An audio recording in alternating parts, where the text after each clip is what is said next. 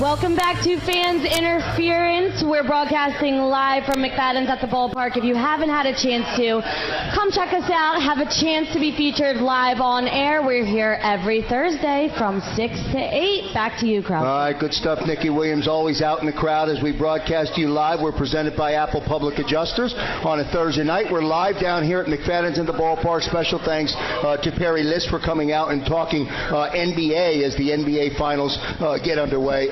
We didn't have a chance, and Perry didn't look to have a thought or an opinion on the NHL. We didn't get a chance to talk about the NHL, but 2 Game 7s happening in the NHL as well. Tomorrow night at the Garden, the Rangers go Game 7. They don't lose Game 7s at the Garden, so they will play Game 7. And then Anaheim and Chicago, of course, Spence, they are in a Game 7 as well. Did you see the game the other night, Krause, where Jonathan Taves had like 2 goals in the last 2 minutes? They came back. They went down in that hockey game and came back. So it was good stuff. And they didn't complete the comeback, though. Anaheim still won it in overtime. But Chicago, man, with those 2 all-stars, it's unbelievable what they built there with Kane and Taves. They got the best defender the best defenseman in the National Hockey League in Duncan Keith. So we'll see how they do. They play Saturday night. The Rangers play on Friday night. We shift now to Tom Goodhines is going to join us. Tom is the general manager from the Philadelphia Soul. He's the architect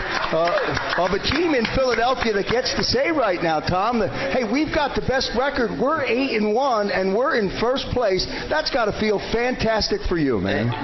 Philly loves a winner. No doubt. That's what we got to do is put a winner on there. It doesn't matter if it's checkers, horseshoes, or tiddlywinks. You got to win. Absolutely. And that's what we're doing. You know, Tom.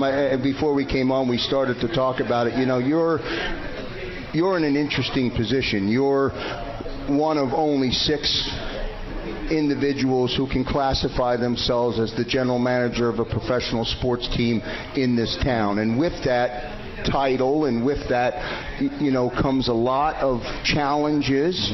It comes a lot of tough decisions. I know you made a few of them coming into this year. The fan base may not have liked it at first, but your changes are paying off. Tell us about them. Part of the thing is you finish the season and working for Ron Jaworski, you got to win. Not making the playoffs, you got to win. So we finished last year 9-9 and lost in the first round of the playoffs. We knew that you have to give up talent to get talent, and that's what we did. We targeted a couple areas where we wanted to improve, and we made a couple of those tough decisions, and guess what? We're 8-1, so something must have worked.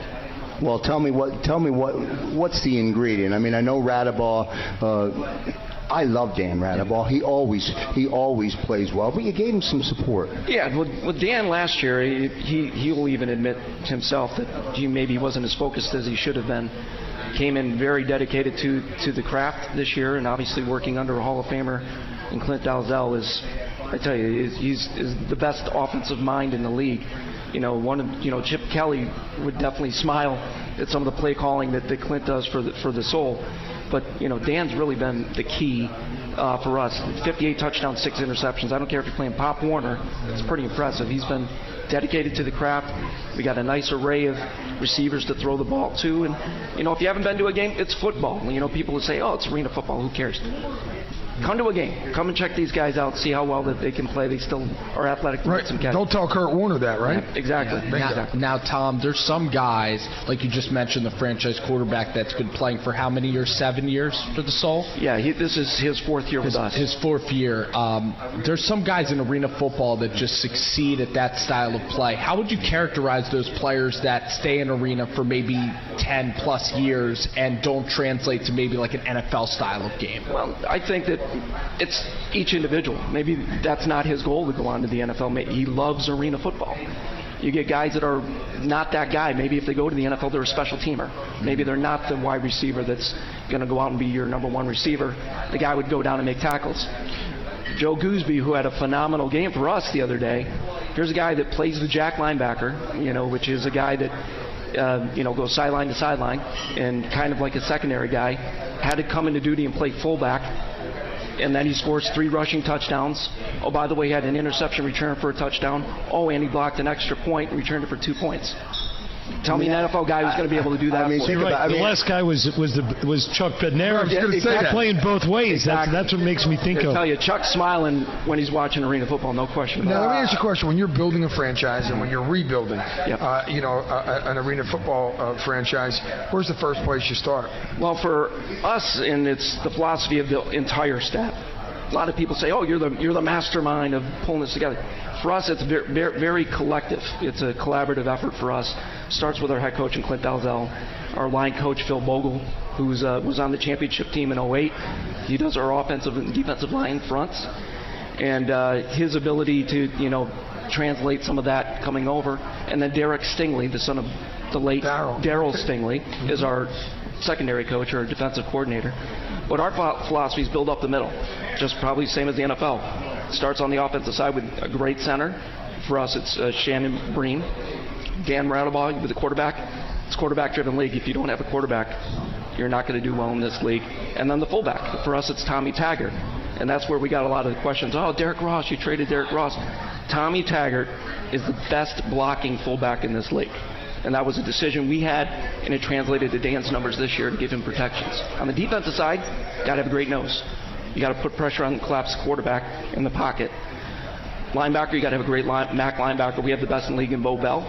And then in the middle and the secondary for us, James Romaine, who's second in the league in interceptions with 6. So we build up the middle and then fill around. Now, Ron Jaworski is the owner. How involved does he get?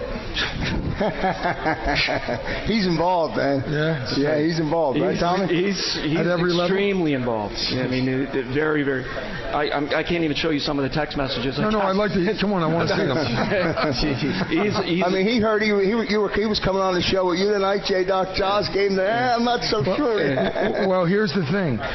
Brady wouldn't show his phone. Maybe we'll get to see his. I like it. Yeah, maybe we can see that. He's just you got to love a guy who's passionate about what he does and passionate about the sport. This is my 20th year around arena football.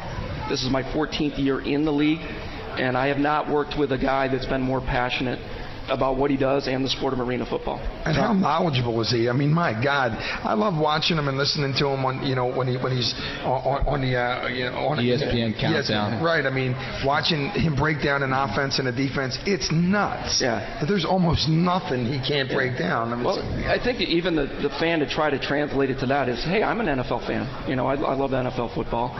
But to have a conversation with Ron on that, right? It's like it's just like, wow, you're kind of intimidated. But we're talking arena football. I can talk the best. I can talk the best with him on with Ron with that. That's my area. That was a question I was going to ask you next. Actually, is were you nervous to disagree with Ron Jaworski? Question. I don't know if it's a matter of you just got to know be firm in what you believe. If you're going to say, yeah, this is what I think and this is why I think it. You get nervous when you're just throwing stuff out there and you don't know what you're talking about. That's when you get nervous. If you know and believe what you're saying, there's no nervousness. And he can compromise with you and actually is really fun to work with? Absolutely. I mean, just his relation. He comes in at halftime. Hey, when we were down one time, he came in there swearing and cursing and really fired up about it, getting the guys ready. He's emotional. He's into it. He knows what he's doing. Tom Goodhines is our live guest here on Fans Interference. Tom, I remember back in 2008, it was after the Soul had won the conference championship, but before they departed for New Orleans, I guess, for to play in the Arena Bowl, which they ultimately would win the championship. Remember a rally being held down at City Hall with Mayor Nutter and the commissioner at the time, I think, was Dan Baker, and all of the conversation then is what all Philly fans still long for. It's all about winning the championship, no matter what sport you're in. It all comes down to the fans want you to win. Do you feel that? Is there a pressure for you to win? 8-1 is fantastic, but is there a pressure on your shoulder to win it all this year? No offense to the fans, I put that on pressure on myself. I mean, that's what we do. Please don't offend the fans. Ruben did that this week already. It's not, like I said, it's not that I don't care. That's what I want. That's what I want to win a championship. Playoffs, yeah, we went to the Arena Bowl in 2012, 2013. it still beats us up, the coaching staff, of getting there and losing in the championship. It's not, hey, do we get a conference championship? No, I don't want a conference championship ring. I want a championship ring. And that's what drives us all on the coaching staff. Tom Goodhines, the GM of the Philadelphia Soul. Soul are 8-1. Tell us about this weekend. There's a lot happening this weekend, more so than I realized. The Soul go on the road. They're actually home, but they're on the road. They're playing down in Atlantic City, and it's a fun day. There's a lot happening in AC. Yeah, I'm excited because it's Boardwalk Hall. You're playing football in Boardwalk Hall. That's alone should be interesting enough. Great stuff. Be a packed house. Should be fantastic. But part of everybody knows in Philly you're down at the beach. Well, let's bring football to them. If they're going to be down at the beach, let's give it a shot. And obviously Atlantic City and the whole Las Vegas element of the game.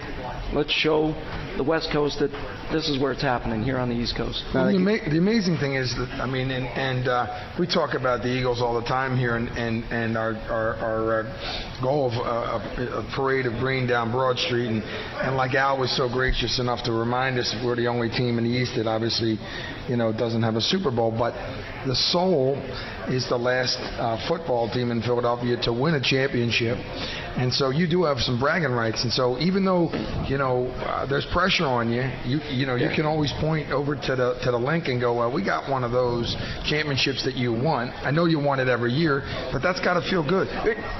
Somewhat, but I wasn't part of 08. Okay. I want my championship. Yeah, that's what I want. It's great for the city. But this is a different time, and hey, applaud the 08 team. It was great for the city, and I agree with you.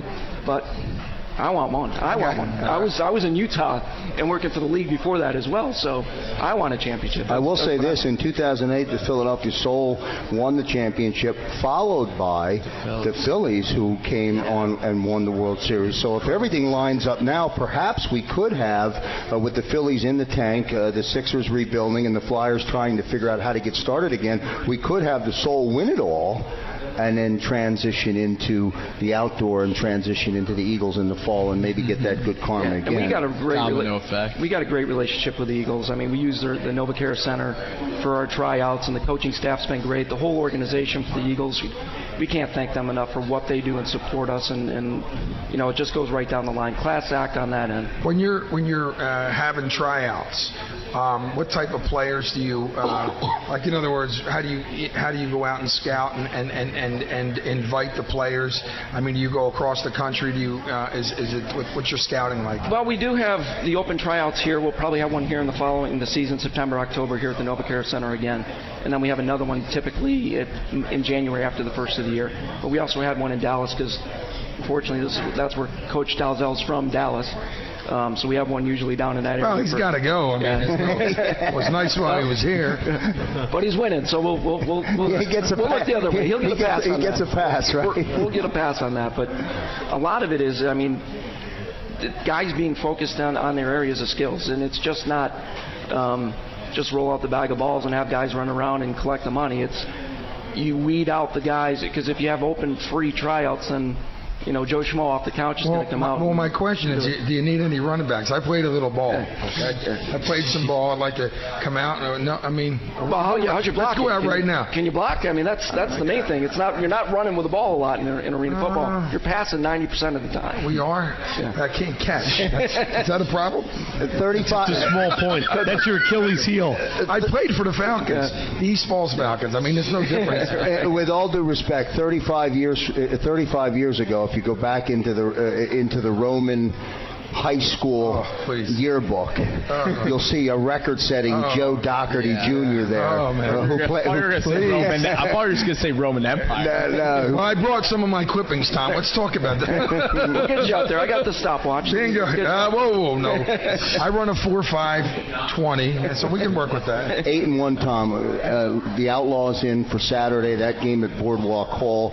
You presume for a moment that you get a victory and you're 9-1, and then I guess that transitions into the back half of the season. Who's out there lurking? Are you concerned at all? We have the following weekend. We'll be back here at Wells Fargo against New Orleans, who is a divisional opponent, and then we're at Orlando and then at LA after that. So that's going to be a real test for us. There'll be 2 back-to-back road games that are cross-country in different parts of the country.